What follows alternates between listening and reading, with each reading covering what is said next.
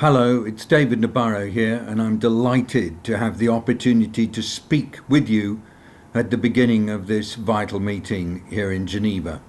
I'm just really sorry that because of travel, I can't be with you in person. I'd like to start by talking about the 2014 Ebola outbreak response. Like all the others in which I've been involved, it confirms to me that establishing and maintaining positive contacts with and then earning the trust of communities that are at risk is absolutely critical for success. There must be a systematic approach to the engagement of communities, and of course at all times people have to be the subjects, not the objects of the response.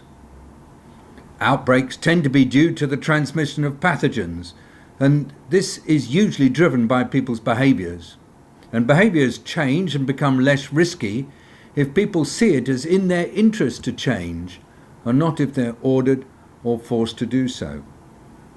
All this calls for careful, transparent and respectful confidence building between communities and responders. And that confidence building really depends on trust. Trust. It's so important, isn't it? It's so valuable in all settings where disease happens, disease outbreaks occurs. Because unless people trust those who are giving them advice, then they won't adopt alternative behaviours that are less risky. And trust must be maximised wherever possible, and then used to help people appreciate ways in which they can avoid risk. In my experience, trust is primarily built through open and honest communication, which is an absolute necessity for all public health work. And perhaps it becomes most evident at the intersection between public health and clinical care. Good quality clinical care for people who are ill is an absolute prerequisite for the building of trust.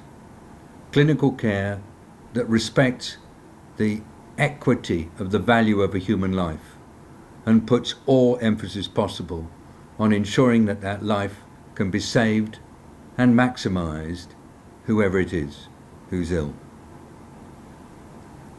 And of course, illness isn't just for those of us who work in the health professions.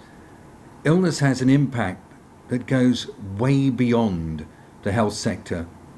And given that communities are always at the centre of response to health crises, and that the response involves a range of actors, including traditional leaders, faith workers, local politicians and civil society, a whole of society approach to ill health is absolutely needed.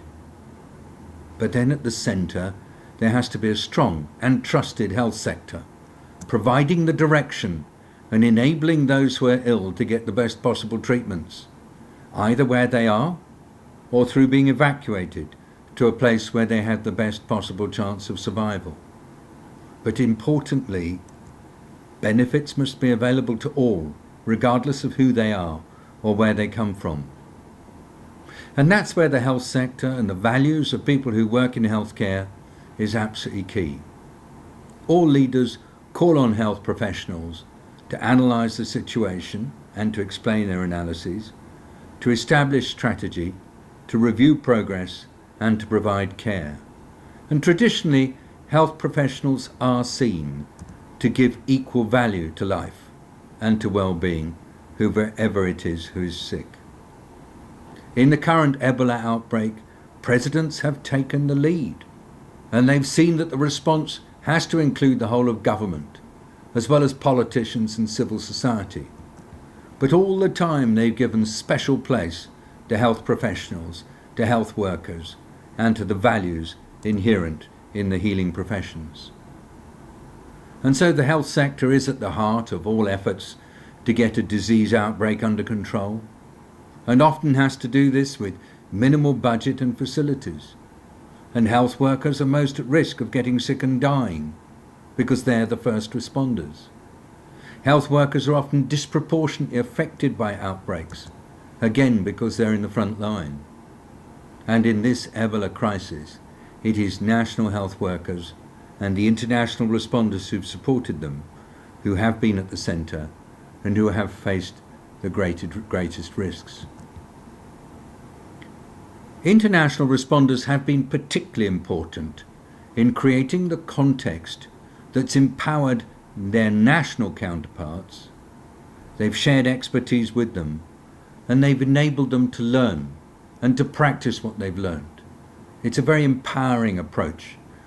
And international responders are particularly helpful in empowering when they work in teams, when they have experience of the local context, when they combine anthropological and community studies with clinical medicine and epidemiology, when they interact with the communities with whom they work, when they are teaching and learning at the same time, and where there's a strong component of process management built into their work so they can help establish systems and protocols that will get the best results and keep people safe.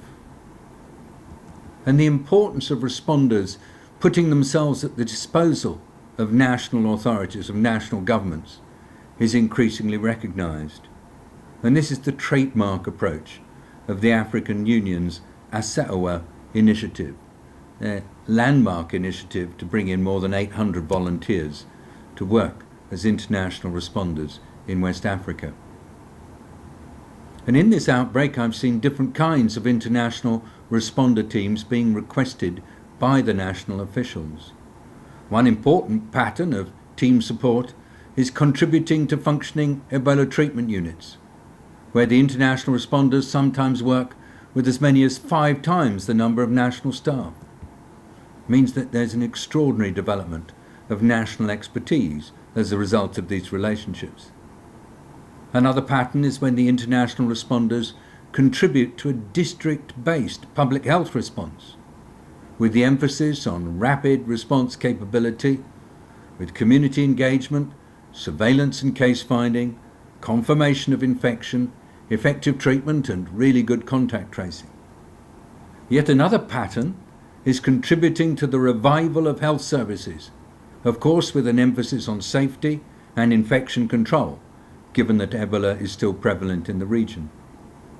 And similar team-based approaches are being used to promote effective community engagement, including learning about how best to negotiate so that trust and respect are built as responders and communities come into contact with each other. There's also the possibility of teamwork in helping to manage safety nets for people who've been gravely disadvantaged as a result of disease. In fact, the team concept can be very useful in a lot of different areas, and that's why the learning today is so important. And indeed, I've noted the importance of continuous learning by members of the international teams and by their national counterparts as I've been working on this response. They certainly do learn from and with each other. They're learning optimal means, of course, to ensure protection from infection, but also means to get the best possible clinical results, means to get better engagement of communities, and of course means to handling bereavement in ways that combine safety with dignity. I'm really pleased that this learning is increasingly being expressed as protocols which define best practice. These are a really effective way to capture learning and to put it to test in different settings, and I'm so pleased that learning networks have been established among the responders in this outbreak. It's taken us in the United Nations system several months to establish the right support services for the thousands of international responders working on this outbreak. For the future, I believe we need more predictable personnel management, including psychosocial support for responders. We need better systems to enable responders to get around the areas in which they're working, including efficient communication systems and reliable transportation. We'll always need adequate supplies of the material needed to support responders, because the work requires that people are adequately equipped, particularly with PPE. We sometimes need to give special emphasis to the personal security of responders, because this kind of work has proved to be challenging, and responders are increasingly coming under attack from frightened communities who are not quite sure what's going on. We need to help responders to protect their personal health. I shall forever be challenged by the reality that members of international responder teams working in West Africa in the last few months have died of malaria and other preventable conditions. We've seen how important it is that responders receive help with languages, because it's really hard to do the kind of work we're talking about unless the languages are common. And of course that sometimes means interpretation or training programs. And always, I want to stress, training is key. Even when people have got the knowledge, they need to be trained to work together in the same operating systems. It's absolutely right, colleagues, that there should be an occasion for international responders to share experiences that they've had of assisting with the Ebola response to date. It's right that this opportunity should be used to consider how best responders can contribute to the second phase of the response, with its emphasis on seeking out people who are thought to have Ebola, enabling them to be treated promptly, and following up their contacts on a regular basis.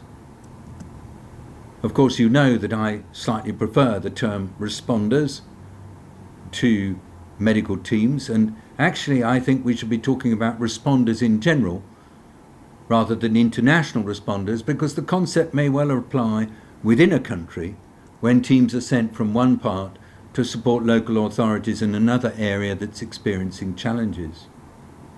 And I'm also pleased the vital contribution of international responders has been appreciated in the resolution that was agreed by the WHO Executive Board in its special session on the 25th of January. Their value in outbreak response is reaffirmed in that resolution and will become clearer as the story of this Ebola outbreak is written up in more detail.